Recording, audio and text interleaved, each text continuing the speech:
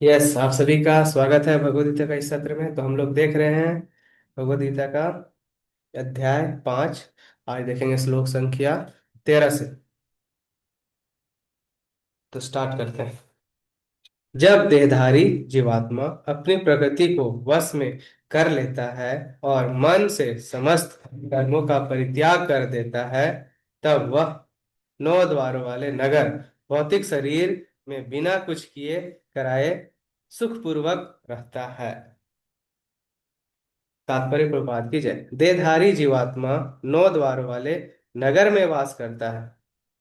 शरीर अथवा नगर रूपी शरीर के कार्य प्राकृतिक गुणों द्वारा स्वतः संपन्न होता है। शरीर की परिस्थितियों के अनुसार रहते हुए भी जीव इच्छा अनुसार इन परिस्थितियों के परे भी हो सकता है। अपनी परा प्रकृति को विस्मृति करने के ही कारण वह अपने को शरीर समझ बैठा है और इसलिए कष्ट पाता है। कृष्णा भावना भावित के द्वारा वह अपनी वास्तविक स्थिति को पुनः प्राप्त कर सकता है और इस देह बंधन से मुक्त हो सकता है।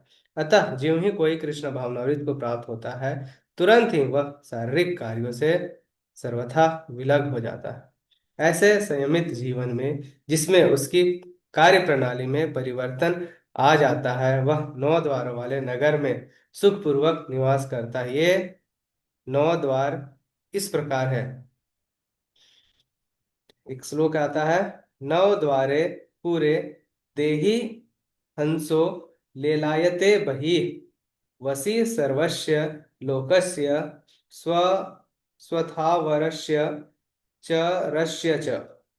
जीवन के शरीर के भीतर वास करने वाले भगवान ब्रह्मांड के समस्त जीवों के नित्य है। यह शरीर 9 द्वार, 9 द्वार क्या क्या है, ध्यान से सुन लो। 2 आंख, 2 नथुने मतलब नाक, 2 कान, एक मुंह, एक गुदा तथा उपस्थ, ये युक्त है। बद अवस्था में जीव अपने आप को शरीर मानता है, किंतु जब वह अपनी पहचान अपने अंतर के भगवान से करता है तो क्या हो जाता है। भगवान से करता है, वह शरीर में रहते हुए भी भगवान की भांति मुक्त हो जाता है। अतः कृष्ण भावनावित व्यक्ति शरीर के बाह्य तथा आंतरिक दोनों कर्मों से मुक्त रहता है। फिर से इस श्लोक को हम लोग देख रहे हैं, श्लोक संख्या 13। जब देहधारी जीवात्मा अपनी प्रकृति को वश में कर लेता है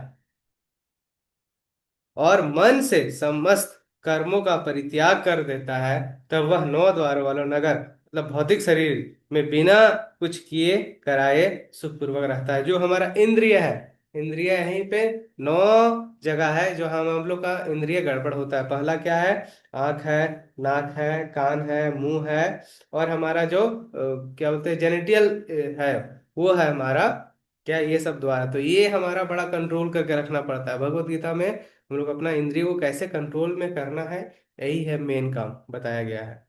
तो अगर देहधारी ये चीज को जान जाएगा कि हम ये भौतिक जगत के लिए नहीं बने, हम क्या आध्यात्मिक जगत के लिए हमारा जन्म हुआ है, तो हम लोग को समझ में आएगा। फिर वो देहधारी है, वो क्या कर सकता है, अपना जो रियल कार्य है उसको संपन्न करने में रहेगा, ना कि भौतिक कार्य में। श्लोक संख्या 14। शरीर रूपी नगर का स्वामी देहधारी जीवात्मा ना तो कर्म का सृजन करता है, ना लोगों को कर्म करने के लिए प्रेरित करता है, ना ही कर्मफल की रचना करता है। यह सब तो प्रकृति के गुणों द्वारा ही किया जाता है। तात्पर्य प्रभात की जय। जैसा कि 7वें अध्याय में बताया जाएगा कि जीव तो परमेश्वर की शक्तियों में से एक है, किंतु वह भगवान की अपरा प्रकृति जो पदार्थ से भिन्न है। संयोगवश परा प्रकृति या जीवन आनंद अनादिकाल से प्रकृति अपरा संपर्क में रहता है। जिस नासवान शरीर या भौतिक आवास को वह प्राप्त करता है, वह अनेक कर्मों और अनेक फलों का कारण है। ऐसे बद्ध वातावरण में रहते हुए मनुष्य अपने आप को ज्ञानवश शरीर मानकर शरीर के कर्म फलों को भोग रहा है। अंततः अंत अंत काल से उपर्जित यह अज्ञान ही शारीरिक सुख दुख का कारण है। हम लोग जो सुख दुख का कारण है बस यही है कि हम लोग ये शरीर को खुद का मानते हैं। ज्यों ही जीवन शरीर के कार्य से पृथक हो जाता है, त्यों ही वह कर्म बंधन से भी मुक्त हो जाता है। जब तक वह शरीर रूपी नगर में निवास करता है, तब तक वह इसका स्वामी प्रतीत होता है, किंतु वास्तव में वह ना तो इसका स्वामी होता है और ना इसके कर्मों तथा फलों का नियंता ही। वह तो इस भव सागर के बीच जीवन संघर्ष में रत प्राणी है। सागर की लहरें उसे उछालती रहती है, किंतु उन पर उसका वश नहीं चलता। उसके उद्धार तथा एकमात्र साधन है कि दिव्य कृष्ण भावना द्वारा समुद्र के बाहर आए। इसी के द्वारा समस्त अशांति से उसकी रक्षा हो सकती है। तो जो लोग मूर्ख है, अपना शरीर को सजाने के लिए या फिर अपना मान प्रतिष्ठा सम्मान के लिए एक से एक कर्तव्य दिखाता है संसार में, है ना, एक से एक कांड करता है कि हम कैसे बेटर हैं, हम कितना बढ़िया कॉमेडी कर सकते हैं, मेरा शरीर ऐसा है, मेरा खूबसूरती ऐसा है ना, मेरा हेयर ऐसा है, वगैरह वगैरह। हम लोग क्या है, ये शरीर से अटैचमेंट के कारण हम लोग सब दुख भोग रहे हैं। लेकिन ये जैसा ज्ञान हो जाएगा, हम लोग क्या कर सकते हैं, धीरे धीरे धीरे शांत हो सकते हैं, और हम लोग जो दुख का जो ये सागर है, उस सागर को हम लोग आराम से पार कर सकते हैं। नेक्स्ट है श्लोक संख्या 15।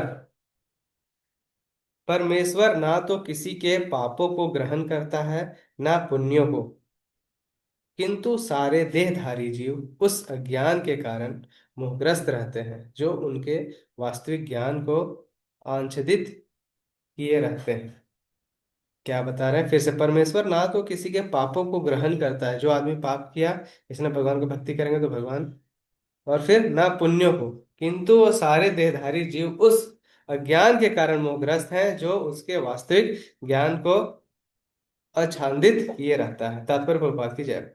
विभु का अर्थ है परमेश्वर, जो असीम ज्ञान, धन, बल, यश, सौंदर्य, त्याग से युक्त है।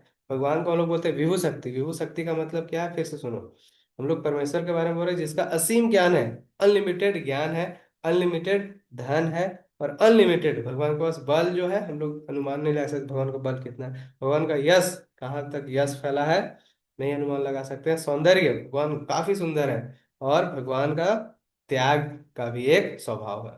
वह सदैव आत्मतृप्ति और पाप पुण्य से अविचलित रहते हैं। भगवान को ना पाप ना पुण्य, ये दोनों से मैटर नहीं रहता है। वह किसी भी जीव के लिए विशिष्ट परिस्थितियां नहीं उत्पन्न करता, अपितु जीव अज्ञान से मोहित होकर जीवन की ऐसी परिस्थितियों को कामना करता है जिसके कारण कर्म तथा फल की श्रृंखला आरंभ होती है। तो जीव खुद ऐसा परिस्थिति बस तो भगवान से मांगता है, ये चाहिए वो चाहिए, लेकिन साथ में भगवान क्या देते हैं, भगवान इन द सेंस, अगर हम लोग भगवान से कुछ मांगेंगे तो उसका दो इफेक्ट मिलेगा, एक पॉजिटिव और एक निगेटिव। जीव परा प्रकृति के कारण ज्ञान से पूर्ण होता है, तो भी वह अपनी सीमित शक्ति के कारण अज्ञान के वशीभूत होता है। भगवान सर्वशक्तिमान है, किंतु जीव नहीं। भगवान विभु अर्थात सर्वज्ञ है, किंतु जीव अनु है। भगवान विभु है और हम लोग कैसा है, अनु है। जीवात्मा में इच्छा करने की शक्ति है, किंतु ऐसी इच्छा की पूर्ति सर्वशक्तिमान भगवान द्वारा ही की जाती है।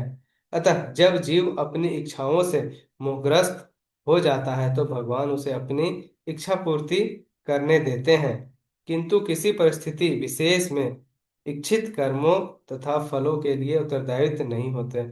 और अगर किसी को जो इच्छा है तो भगवान उसको रोकते नहीं, बोलते तो अपना इच्छा पूरा कर लो, फुल फ्रीडम देते हैं। लेकिन साथ में साथ अगर उसका कुछ परिणाम भी निकलेगा तो उसका भी भोगने के लिए जीव को ही तैयार रहना था। अतएव मोहग्रस्त होने से देहधारी जीव अपने को परिस्थिति जन शरीर मान लेता है और जीवन के क्षणिक दुख तथा सुख को भोगता है। थोड़ा सा खुशी के लिए क्या से क्या क्राइम करता है। भगवान परमात्मा रूप में जीव का चिर संगी रहते हैं। फलतः वे प्रत्येक जीव की इच्छाओं को उसी तरह समझते हैं जिस तरह फूल के निकट रहने वाले फूल की सुगंध को।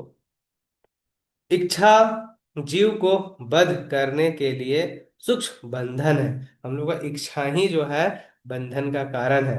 भगवान मनुष्य की योग्यता के अनुसार उसकी इच्छा को पूरा करते हैं। बोल रहे हैं जैसा आदमी है उसका इच्छा उसका योग्यता के हिसाब से पूरा किया जाता है।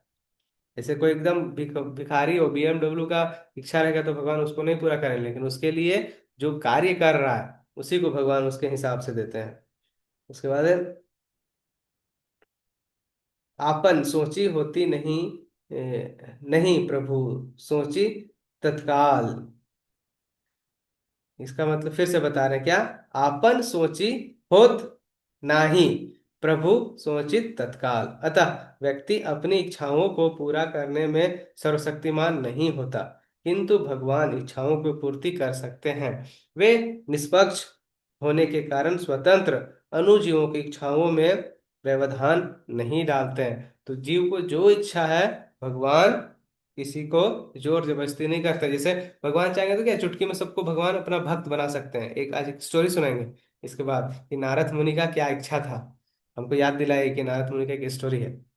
इच्छा पूरी हो जाती है वो सदैव सुखी रहते हैं। अतएव वैदिक मंत्र पुकार कर कहते हैं, ऐसा उब साधु कर्म कार्यति तम यमेभ्यो लोकेभ्यो उन्नीसते।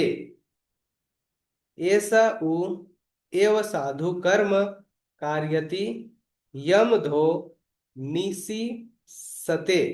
भगवान जीव को शुभ कर्मों के इसलिए प्रवृत्त करते हैं जिससे वह ऊपर उठे। भगवान उसे अशुभ कर्मों में इसलिए प्रवृत्त करते हैं जिससे वह नरक जाए। तो जिसको जैसे मांस खाने की इच्छा है, गलत काम करने की इच्छा है, बोलते हैं तथास्तु तुम करो, और उसको करके तुम नरक जाओ। और किसी को भक्ति करना है, जैसे अभी हम लोग क्लास करते हैं शाम वाला क्लास, भगवान के बारे में जानने की इच्छा है, तो किसको इच्छा नहीं है? सबको इच्छा है, सब जानता है कि ये अच्छा चीज है, लेकिन करता क्यों नहीं कर पाता है सबको। तो ये क्या है, हमारा डिटर्मिनेशन कितना है, हम कितना भगवान पे श्रद्धा रखे हैं, है ना। तो ये इसमें हम लोग समझ सकते हैं। तो जिसका जो इच्छा रहता है भगवान वो चीज प्रोवाइड कर। जैसे अभी हम लोग क्लास नहीं करते तो क्या, फोन में हम लोग कुछ ना कुछ कंटेंट कंज्यूम करते हैं, दोस्ती के लोगों के साथ घूमते हैं इधर उधर, कुछ ना कुछ खाते पीते हैं, ऐश मौज करते हैं, है ना, रील्स देखते हैं, और बहुत सारा चीज है दुनिया में।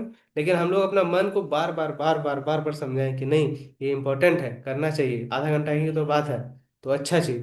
तो दोनों चीज भगवान अवेलेबल कराए। तो जो क्लास कर रहे हैं उसको भगवान अवेलेबल दिए हैं समय, और जिसका नहीं करने की इच्छा है उसके पास हजार बहाना भी है।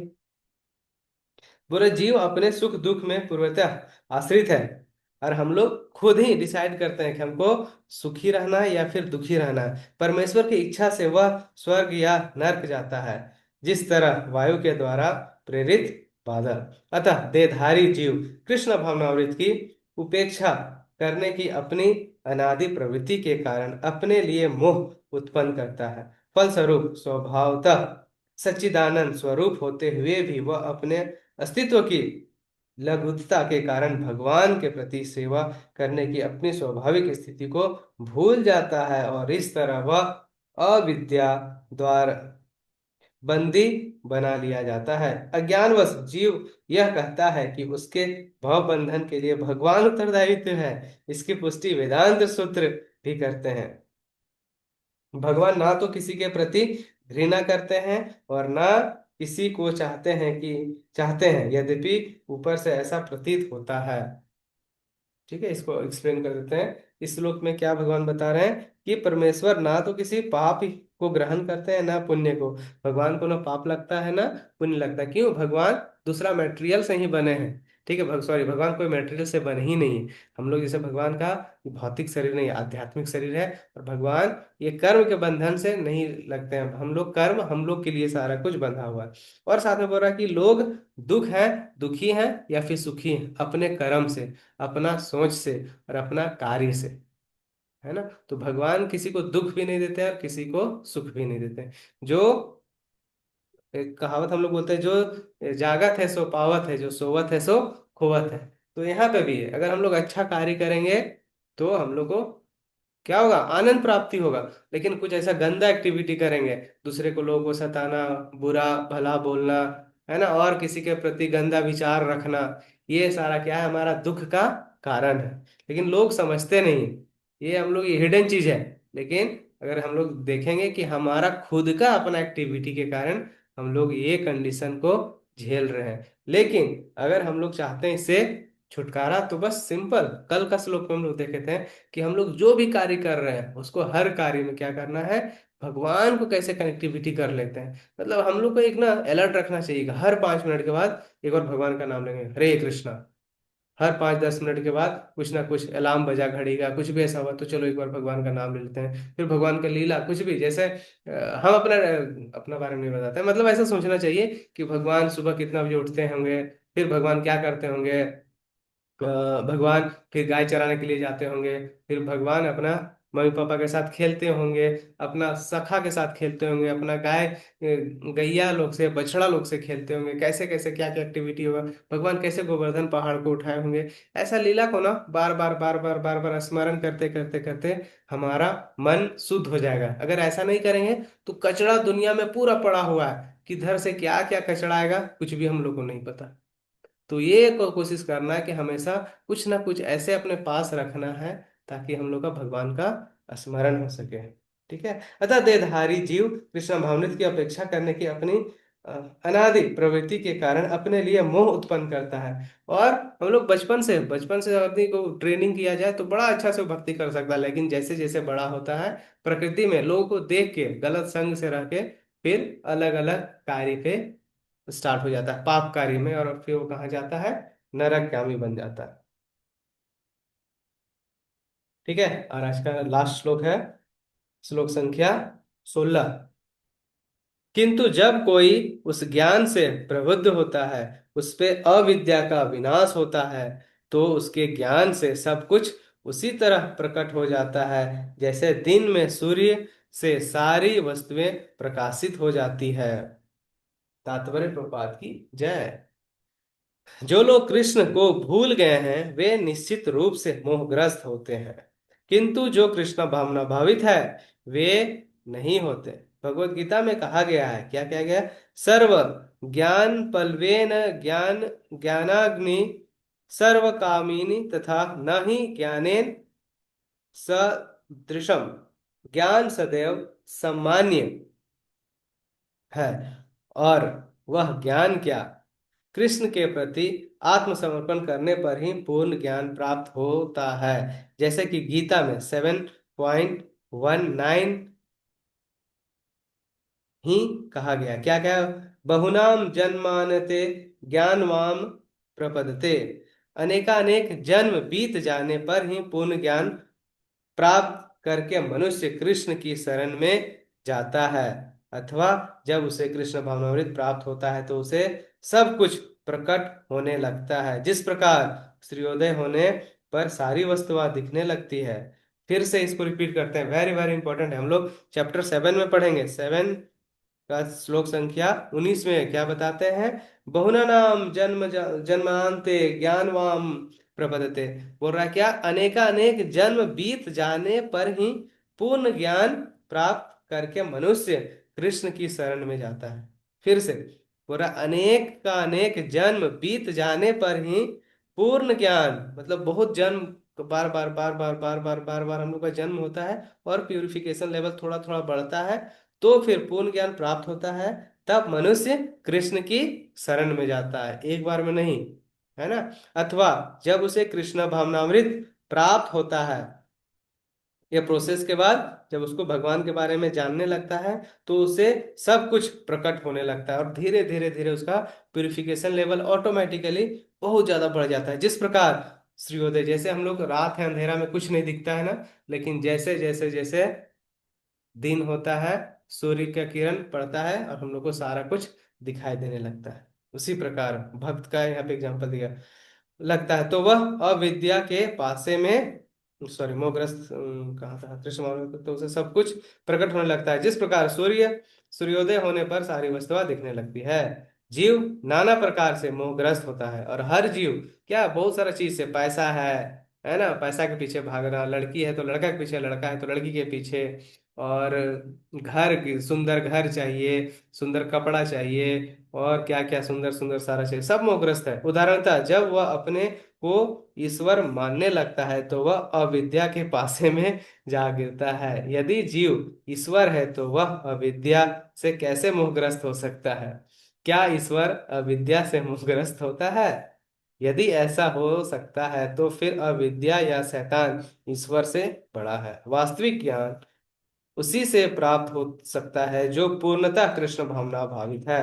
अतः ऐसे ही प्रमाणिक गुरु की खोज करनी होती है और उसी से सीखना होता है कि कृष्ण भावना भावित क्या है। क्योंकि कृष्ण भावना भावित से सारी अविद्या उसी प्रकार दूर हो जाती है जिस प्रकार सूर्य से अंधकार दूर होता है। भले ही किसी व्यक्ति को इसका पूरा ज्ञान हो कि वह शरीर नहीं अपितु इससे परे है, तो भी हो सकता है कि वह आत्मा तथा परमात्मा के अंतर ना कर पाए। और बोल रहा है कि अगर लोग जान भी गया शरीर अलग है और आत्मा अलग है, तो भी बोल रहा आत्म साक्षात्कार का ज्ञान उस पर नहीं मिला है। भगवान को जानने के लिए और ज्ञान चाहिए। किंतु यदि वह पूर्ण प्रमाणिक कृष्ण भावनामृत गुरु की शरण ग्रहण करता है तो वह सब कुछ जान सकता है। ईश्वर के प्रतिनिधि से भेंट होने पर ही ईश्वर तथा ईश्वर के साथ अपने संबंध को सही सही जाना जा सकता है। ईश्वर का प्रतिनिधि कभी भी अपने आप को ईश्वर नहीं कहता। जो भगवान का भक्त है, जो गुरु है, कोई कोई बोलता है ना कि हम ही भगवान है, लेकिन जो भगवान का भक्त है वो हमेशा, जैसे प्रभुपाद जी को कोई बोलते हैं कि Swami ji are you God, फिर प्रभुपाद जी रिप्लाई करते हैं कि no, I am servant of God. बोलते no no, I am servant of servant of servant of servant of servant of God. मतलब भगवान का जो दास है, मतलब भक्त। हम वो भी नहीं है, हम क्या भगवान का जो भक्त है उनका हम क्या है, हम नौकर है। उनका भी नौकर नहीं, हम उसका भक्त का, जो उसका भक्ति किया उसका नौकर, उसका नौकर। और हम बहुत अंतिम नौकर हैं। तो प्रभुपाद जी क्या बोलते थे कि हम भगवान का भक्त नहीं, हम भगवान का भक्तों का दास है। मतलब नौकर का नौकर होना, नौकर का नौकर होना, ऐसे करके। हाँ, ईश्वर के प्रतिनिधि भेंट होने पर तथा ईश्वर के साथ अपने संबंध को सही सही जान सकता है। ईश्वर का प्रतिनिधि कभी भी अपने आप को ईश्वर नहीं कहता, यद्यपि उसका सम्मान ईश्वर की ही भांति किया जाता है। लेकिन हम लोग गुरु को ऐसे भगवान के तुल्य समझना चाहिए, क्योंकि उसे ईश्वर का ज्ञान होता है। मनुष्य को ईश्वर और जीव के अंतर को समझना होता है। अतएव भगवान कृष्ण ने तृतीय अध्याय में कहा है, क्या प्रत्येक जीव वैशिष्ट वैशिष्ट है और भगवान भी वैशिष्ट है। ये सब भूतकाल में विशिष्ट थे, संप्रति भी विशिष्ट है और भविष्य में मुक्त होने पर भी विशिष्ट बने रहेंगे। रात्रि के समय अंधकार में हमें प्रत्येक वस्तु एकाकी दिखती है, किंतु दिन में सूर्य के उदय होने पर सारी वस्तुएं अपने अपने वास्तविक स्वरूप में दिखता है। आध्यात्मिक जीवन में विशिष्ट की पहचान ही वास्तविक ज्ञान है। हरे कृष्णा। तो हम लोग आज का जो टॉपिक था यहाँ तक खत्म कर लिए हैं। चलिए एक दो स्टोरी हम लोग सुनाते हैं। नारद मुनि